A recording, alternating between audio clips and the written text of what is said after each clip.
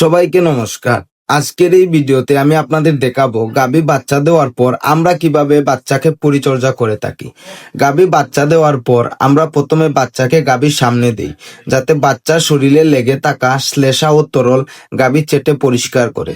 এতে বাচ্চাকে শ্বাস নিতে আর দ্রুত সচল করতে সাহায্য করে। তারপর আমরা 30 মিনিটের ভেতরে বাচ্চাকে শাল দুধ খাওয়াই। এতে বাচ্চা তাড়াতাড়ি উঠে দাঁড়াবে। আর বাচ্চার শরীরের ওজনের 10% শাল দুধ খাওয়াতে হবে। আমরা 3 ভাগে ভাগ করে শাল দুধ খাওয়াই। এরপর গাভী যাতে তাড়াতাড়ি গর্ভফুল ফেলে দেয়, এর জন্য আমরা কুসুম গরম পানিতে 1 কেজি চিটা গুলে দেই। আপনি চাইলে চিনি বা গুঁড়ো দিতে পারেন। এরপর আমরা বাচ্চা দেওয়ার 1 ঘন্টা পর বাচ্চাকে মাঠ থেকে একেবারে আলাদা করে শুকনো জায়গায় রাখি। এরপর আমরা তার ওজন অনুযায়ী যতটুকু দুধ দরকার ততটুকু ফিডারের মাধ্যমে খাওয়াই। বাচ্চা দেওয়ার 1 সপ্তাহ পর আমরা স্কিনে দেওয়া যে সিরাপটা দেখছেন এটা দেই কৃমির জন্য। বাচ্চা দেওয়ার 10 দিন পর আমরা লাম্পির ভ্যাকসিন করি।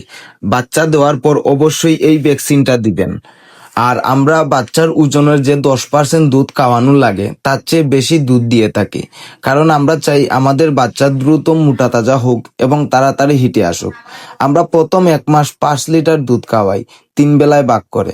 1 মাস পর থেকে 3 মাস পর্যন্ত 6 লিটার দুধ 3 বেলায় খাওয়াই। 3 মাসের পর দুধ একবারে বন্ধ করে দিই। যাই হোক, আপনি চাইলে এরকম করতে পারেন। আমরা এভাবেই বাচ্চা জন্মের পর থেকে পরিচর্যা করে থাকি। আমি আশা করি ভিডিওটি আপনার কাজে আসবে।